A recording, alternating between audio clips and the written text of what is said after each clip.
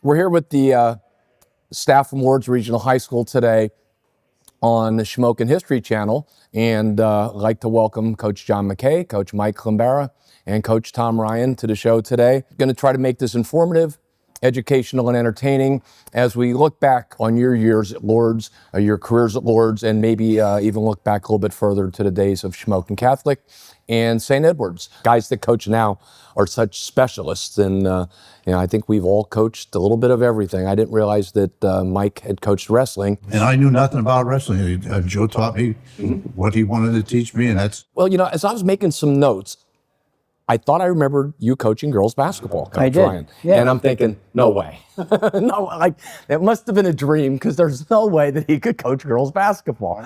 And you know what? Just a couple of things. Number one, John, did you realize he taught? Did you have to teach when you were at Lourdes? I didn't. I mean, you guys that did any teaching out there, and you left out one of your professions.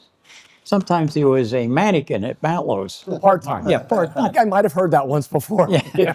This is the original St. Ed's school. It opened in 1925. It's the oldest school in the diocese. This year will be the 100th year of basketball between St. Edward's, Shamokin Catholic, and Lourdes, which is amazing. The Sisters of Charity were the first nuns there, and then in 1933 the IHMs came, and when you went to school there, you thought it was I Hate Men. And one of the things that happened when I was, I think in 8th grade, Coach Joe Schumach, who played at Penn State for Rip Engel, and then came to St. Edward's, and he rejuvenated football. They hadn't had a football team in like 25 or 30 years. This is a picture here of the 1956 version. Now, they didn't play a game, but they got equipment, and that big tall guy in the back is Tommy Strasser. These are the original guys, and take a look at the helmets. There's no face masks. Right. Okay. Leather helmet. Yep. 57 was the first year that they played a schedule, and their first game was at St. Pat's in Scranton, which they lost 20-19. And then the second game was Mount Carmel Catholic, who they beat 13-7 for the school's first win in football. Now, this is a pretty good picture of that team, but I want to point out here, Sam Spears, number 11. Mm-hmm. You'll note that his grandson, Cole Spears, when he quarterbacked Mount Carmel, wore his grandpap's number 11. Early assistant coaches, Denny Balser, Joe Lubutsky, and Joe Mack, Bill Rovito, and we'll talk about Mr. Corbich. Here's a snapshot of my good buddy Billy Higgins carrying the football. And down at the bottom, you can see Coach Schumach talking to Sam Spears. That scoreboard should look familiar to people because the Cole Township Stadium. I recognize the fence and the houses in the background. We played there until Lourdes opened, and we played behind the school on Sundays. But I want to talk a little bit about Sam Spears. That year, his senior year, he scored 15 touchdowns in 9 games. The second leading scorer on the team was Joe Whalen, who was the extra point kicker. Wow. He scored 91 points that particular year. One of the best ever, and of course, people forget. It's a long time ago. Now, we move on to Lourdes, and these two people played a very important role. Coach Mulhall, who mentored all of us, no question about it. And Mr. Corbich, Leon, was the first athletic director at Lourdes. And Coach Mulhall was about 10 years older than most of us. When I got there, I was 24, you were 25. John, I think you were 23, maybe 24. Dave Maloney was 24. I mean, we're all young guys. And then we had Leo. Leo's greatest contribution, which were many, was the fact that he made sure there was a semblance of order in that building. Absolutely. And when you had semblance of order, learning took place. A wonderful guy. Here's the first football team, 1959. Coach Mulhall was there. We opened up with a loss to Cass Township. And then the second game was against Mount Carmel Catholic, and we won. But look, there's 40-some kids. Did Cass Township go undefeated that year? Was that their undefeated team? No, it was... When I was a sophomore at Shamokin, There was a big conflict between the Southern Division and Northern Division of the Eastern Conference. They were undefeated. I can't recall exactly what our record was when I was a sophomore, but they had, because of the dispute, we played at Veteran Stadium in Pottsville. December 7th. Right, and it was a 2-0 Mud bath. mud bath. Exactly right. And that's when Jimmy Laughlin was the quarterback at Shamokin, and a number of other people that were. That was a good team. Yes, it was. And it was the 2-0 win for Cass Township. On a safety in the Yep, last a bad snap. minute of the game. Yep. They were undefeated and unscored. Unscored upon, exactly. You are correct. They still had the sign up there as you go through 901 outside of Myerson. So that the team at Lourdes in 1959 had 40 players. Jeez, I mean, the first year I was the freshman basketball coach, 45 kids came out for freshman basketball. Yep. And Father Leach, who was kind enough to hire me, pulled me aside and he goes, Tom, I want you to keep all of them. I said, Father, we only have 12 uniforms. Tell them to get a red T-shirt and a pair of white shorts. So we open up the season at Pulaski, right? First 3 rows were full of my players. And, but we kept them all. And in the second year, I said, Father, really, kids were coming to practice and just sitting there. He said, well, how many would you like to keep? I said, 12 to 15. So I kept 15. And then in 1964, the merger took place with Mount Carmel Catholic, which was a travesty the way it was handled. Absolute travesty. There was no need to do anything till they finished with the building. They had to add classrooms. They had to add a cafeteria. They had to have a kitchen, guidance office. All this could have been done while they were Mount Carmel Catholic. But instead, they became the annex. And my brother-in-law, the lady lives up the street. Where did you graduate from? Mount Carmel Catholic. Well, how come your picture's in the yearbook? We weren't Lourdes. We were Mount Carmel. And to this day, people are bitter about that they had to come down to play sports. They had to come down to be in a play when they could have done all that at Mount Carmel Catholic. There was no need to label annex.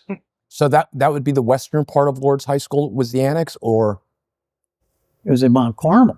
Yeah, separate, two different buildings. And then not only were the athletes had to drive down for practices and things like that, there were bitter feelings when it came to valedictorian and salutatorian, who were the top students in the class. And in both instances, the Lourdes kids won out, and that was bitter as well. I think it was mishandled. Now, as our buddy Coach Minkuski would say, from 1965 to 1975, Lourdes was Cole Township Catholic. And we did get a lot of great athletes. Yes, we did. From Cole Township. And also Trevor and close. And we got a couple of good kids from Mount Carmel. Frank Bach would be the best example, and on to play at the University of Delaware. This is the staff after the merger. Bobby Oravitz, Leo is head coach, Dave Maloney, Joe Rado, and Leo. Leo moved from head coach to line coach, and then Bobby Oravitz stepped in. What year would that have been, Coach? 64. 64. Yeah, first. All right, now, anybody know that guy? Young and white. Look at this guy. Oh, yeah. Slim and boy, with a hot haircut. Whoa, stylish. He's beating us now. He's catching up. This is a picture of 72 team, unbeaten. And 34 points. Less than that. 32, was it? I think I counted, they gave up 24 points all year. First 5 games, they all pitched a shutout. They had 7 shutouts out of 10 games. And the 72 team was playing some pretty good teams. It wasn't. Who was on your schedule at that time, Mike, if you don't? Well, we weren't in the PIAA yet, but we still played, if I can remember correctly. I know we played Danville. Central Columbia. Hazelton, right? Sealands Grove. There might have been another one in there. And don't forget, the first 3 years that Lourdes by itself was in existence, they won the Anthracite Catholic League Championship 3 years in a row. So we had to play Nativity, I'm assuming. But here's the team that when we finally got accepted in the Eastern Conference, went 9-0-2 and played West Scranton. And it was a tie ball game. We tied Mount Carmel here. What about the roster size when Mount Carmel Catholic join with Shamokin Catholic? We always, our numbers was never a problem. But I mean, was it excessive? You know, I mean, because obviously you're joining 2 sports programs. Did you go from I think 45? a lot of time, I think we were up to 50, 55. Talked earlier with the Shamokin guys, when they had, you're talking about your freshman basketball, they had 85 kids out for wrestling at Shamokin High School after the jointure. It's unbelievable. It's just different now. And then, of course, when Mike took over the program, and he had like a 67-13 record, and we were really, really good. And of course, then everybody would say, well, they recruit. Nobody complain about Lourdes recruiting now. Sure. You know, it's just the way it goes. True story. We're out at the Edgewood Swim Club. I know nothing about basketball, right? And he's explaining to me, I said, what offense did you run? Right? He's telling me about the flex offense, right? You This remember is that time? Dave. No, Oh, Frankie. This would have been what years? Probably 88, 89, around there. But we're at the Edgewood underneath the thing, and you're telling me all about the flex, which I still do with some of it today, with some variations of some of it. And people across the country still run it. All the years of coaching basketball there, we had 7, 8 million girls that had Division I scholarships. There was talent not only in the male population, but also in the female population. We're only as good as our talent. Let's face it. We all know that. We got to have some talent to build upon and some leadership. And some of us are, well, the outside people don't realize, John, you do. Not so much now college because you're kind of limited, but still they're in the gym. You know, summer programs is very, very big in basketball. I'm not a great fan of AAU. I don't know how you are. But, you know, I know you go to see people play, and that's fine. But I rather still kind of keep the team concept of it rather than this girl goes here and this girl goes there and that kind of stuff. It's the first team, okay, 1960. And the 2 guys at the bottom, Paul Uhaw and Ray Carney, were the coaches. I mean, they hardly got any notice at all. Girls basketball in 1960. The rules were different too. Oh, Yeah. People probably aren't aware of what the rules were at the time. well, 3 on each side of the court. You couldn't cross. And then two on each side, if I'm not mistaken, and 2 could go either way. well, not initially. Not initially. No. Okay. It was 6, 3 on each side. Then the rover came in. Yes. Okay. One person could go to full length of the court, and then finally, as you're saying, 2. The first team, they had the long skirts, and it just has come so far. And I think the thing that's absolutely hilarious is the fact that at that time, girls aren't strong enough to do this. Girls can't do this. Whoa, hello. I'm sitting in Dave Maloney's office, and you come in. I think you had the same shirt on. 24-0. Wait the white flag yet or not? You're not giving up yet. It'll get worse. Wait till I get to you. But anyhow, you came in and said, Bev Clausen left, and you said to Dave, Leo offered me the basketball job. Will you help me? Dave said yes. And he took some practices for you and, got you started. And here we are, all of these years later, over 800 wins, 15 district titles, fourth trip to the state championship, won in 1993. But it just goes to show your determination to make that a successful program, and you have. You're one of the winningest active coaches in the state of Pennsylvania right now, and your record of 15 or 16 or 17, how long you're going to coach district championships, won't be broken. People will not work that hard for all those years. Let's transition a little bit to Coach McKay. Coach, you started at Lourdes as a freshman coach in what year? 1971, Right. I guess it was. I started as a freshman coach and only a freshman coach at that time. We were fortunate. It seemed like we had a lot of good, supportive parents over the years. And that makes a big difference because if you don't, it's no fun. And as Mr. Mulhall said years ago, it's going to end up we're not going to be able to get coaches. So as you said, I started with the freshmen. The next year we lost a coach because the PIAA sent in a rule that you had to be a college graduate in order to coach in the high school level. So we lost our JV coach. And in doing so, Dave Maloney asked me if I would coach both the freshman boys and the JV boys.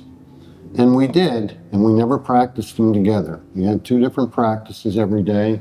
Sometimes I'd go for a freshman game somewhere and quick get back, get on a bus and go for a JV game. But we got through it. We wanted to win, we wanted to work hard, but we also wanted success for those kids. And I look at something that I had typed up years ago of the boys who went through the varsity. 92% of them went on to some form of higher education after they graduated from Lourdes and graduated from the basketball program. And to me, that was a real accomplishment. We played in the Central Penn Catholic League, which was extremely difficult. York Catholic, Lancaster Catholic, McDevitt. Long bus rides too. Long bus rides, and these kids a lot of times did not get home until 11, 12 o'clock at night. The Central Penn Catholic League, I would imagine most people in the area are not familiar with. But how about some of the talent that came out of the Central Penn Catholic League? I played in the Central Penn Catholic League, and I coached in the Central Penn Catholic League. And the caliber of basketball was outstanding. A lot of talent in that league. And it was a challenge every single game. And I look back on the first 2 years at Lourdes. We had an 18-game winning. The first year we won 20 in the second game, but in both of those seasons, we were 6-6 in the Central Penn Catholic League. Locally we beat everybody. We got into the league, we were 6-6. It was tough to win away, and when McDevitt came to town, brother, it was a ball game. We beat them my junior year. Now, what was the league called when you played Shenandoah Catholic activity? We got out of the Central Penn Catholic League in 75, 76. And we looked into the different leagues around here, for instance, Susquehanna League and so forth, and just were not able to get in. And thank goodness the Anthracite League took us. And we were in that league for 8 years, and we won it 3 years. But again, it was a very good league. It was good for us, about size-wise, most of the schools, the same as ours, good players. And that's why we're in the Schuylkill League today. Yeah. And Anthracite League folded, and then we were fortunate enough to go into the Schuylkill League, and we're still there today. So we were lucky. As a matter of fact, Shamokin had no league at one time. They kind of got excused out of whatever that league was called. They were Keystone 9 at one time, yep. And the Schuylkill League welcomed with open arms. And I would say that probably Shamokin left the Schuylkill League primarily for football, and they got in for the Heartland. You couldn't blame them for that because they couldn't get schedules. If we can back up and where all of this started. Lourdes, they were the St. Ed's Shamrocks. Then in 1933, when the IHMs came, they became the Speed Boys. In 1958-59, football came back. People didn't feel Speed Boys was an appropriate nickname for football. We had a ballot, and I've looked all over, and I cannot find the other names that were on that for nickname. But the word was Red Raiders was going to be the way to go, and that's how the nickname became Red Raiders. 1955, this team, St. Ed's, the Strasser brothers, Chizzy Bartle, Gene Garancheski. These guys got to the state championship game against St. Canice. The game was played over at Bucknell. And we lost, of course. But this guy down here on the bottom, Tommy Strasser, is the best basketball player that ever wore the Cerise and White, period. But Tommy was the only returning player for the 55-56 season. He averaged 30 points and 18 rebounds a game. And when you played St. Ed's, well, if you stopped Tommy Strasser, you win. Scored 811 points his senior year and missed 2 games.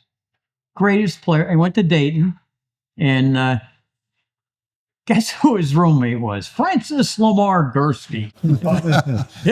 him and Moto. He wasn't there for 4 years, was he? And He tried to do the same thing Mike did, get out in 3 years. Moto got out in 6 months. that's right. Moto was the top offensive lineman at Bloomsburg University in 60, 61, 62, 63. But anyhow, this was a real good team, and they played in the old gym, people up in a balcony, and it was a wonderful, wonderful time. And as you know, most of these guys have passed away. Jack has become a well-known author, and we'll go. What would happen? Again, I think you all know it, but it doesn't occur these days, and this is what the students are missing. After a Friday night game at St. Ed's or whatever, what happened after the game? In the gym or after that? In the gym. Oh, dances. There's a dance. There was a dance. Right. If you remember, I think 1959, Mike, Coltmont played on Thursday night. So did Ashland. Cole Township played Friday night. Shamokin played Saturday afternoon, and Lourdes played Sunday afternoon. So there was a weekend or two where there were all home games. Yeah. My dad would take me to 4 football games. Yeah. I remember the Lourdes Sunday afternoon games, which was very rare. Yeah. This is one of the Shamokin Catholic teams, the 56, 57, the first Shamokin Catholic team. And a lot of the names that are on here were football players. That was an era when you had a whole group of multiple athletes. multiple sport athletes. When do you think that stopped? I mean, When parents got involved and thought their kid was going to get a Division I scholarship, so we're not going to do anything but play this. My feeling is when the PIAA, if you recall back when we were in school, you had a time limit. Let's just say football. That football was within that time limit. Once it was done, then it was basketball time. Then it was baseball time. In the summertime, I used to tell my kids, if mom and dad are going on vacation, go with them. Go swimming. If you happen to have some free time, I might open up a gym and you can come in there. But when the PIAA went lax on the rules and they started overlapping, it was natural for coaches to become selfish. Don't go to football. Come with me. We'll play in a summer league. And I think that kind of hurt the three-sport athlete. They started to specialize because coaches told them to. Right. People like football does, and basketball does. They have passing leagues. Right. Mm-hmm. And you could not do anything for football until I think it was August 1st, you had captain's practice. Right. And you as a coach or coaches could not be there. That's right. They ran it. I remember instructing, this is what I want you to do for practices.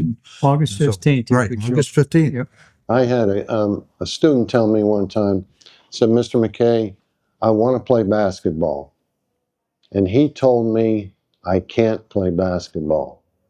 He's not my dad.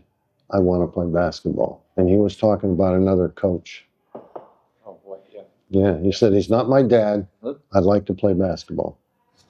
When I was involved in high school coaching at Lourdes, I always remember there were multiple 2-3 sport athletes. And that's why, in the school Lourdes size at that time, you needed it. Absolutely. And you still need it today. Some of the kids I had, like a Jimmy Ravito and so forth, football was great for those guys. When you had multiple sport athletes, you had winning teams. Think about it. You coached multiple sports. You coached multiple sports. You coached multiple sports. So they were your players playing for you in multiple seasons, where now And we played multiple sports we all did. growing up. We all did. Like, how many coaches now coach more than one sport? Why did we all get teaching jobs? Yeah, so you could be a coach. Because you could coach. And I mean, it was part of the fabric at Lourdes. I would never have probably been hired at Lourdes as a teacher if I didn't have the ability to coach a little bit. And you guys were all helpful in getting my foot in the door there. But, can you coach? Yes, well. Right now, you can start as a freshman. And years ago, if you started as a sophomore, you were something. Coach McKay talked about the CYO League, and you talked about your freshman team. I mean, there were, 8 CYO teams? Oh, my goodness. And everybody had a roster of 10. So between Lourdes, Shamokin, And Mount Carmel, you had a lot of kids to go around just from the Catholic schools. When you would open up your freshman practice, you had 30 kids. And they were, like you said, legit tryouts. Like you had to make the team. And then you had to cut them, you know, and then the mother was on the phone. He was a 2-year starter on the A team. Sorry. Yep. You know, in fact, people don't forget, all right? I go to the class of 74, 45th reunion. And this kid comes over to me, and this graduate comes over. He goes, "You remember me?"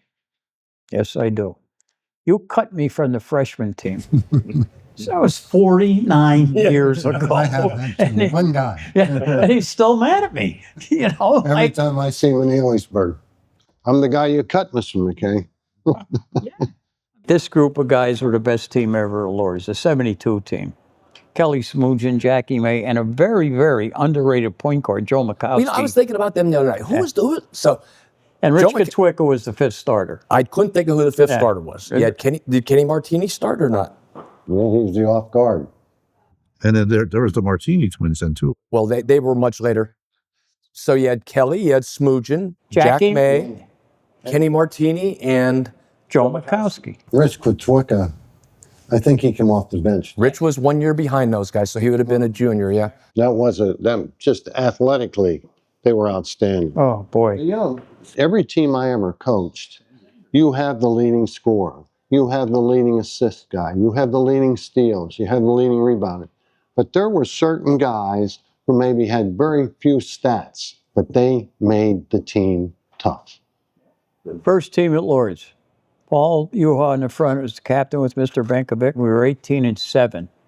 And won the Class B championship and played Bethlehem Catholic up in the Annex in the first round of the PCI AA, and we lost. But the next year we decided to go A, which in my opinion was a mistake. We couldn't beat McDevitt, and we didn't get a chance to. We played the postseason over at the Bloomsburg tournament and won that. But I think if we'd have stayed Class B, we could have made a run. But Coach Benkovic, and then he left in after the 63 season, the Magnificent Seven at Shamokin. So they were 24-1. We were 20-6. So right there you got, 44 wins and 6 losses. How did Dave Maloney get to Shamokin? Dave played at Mount St. Mary's. He was on their national championship team.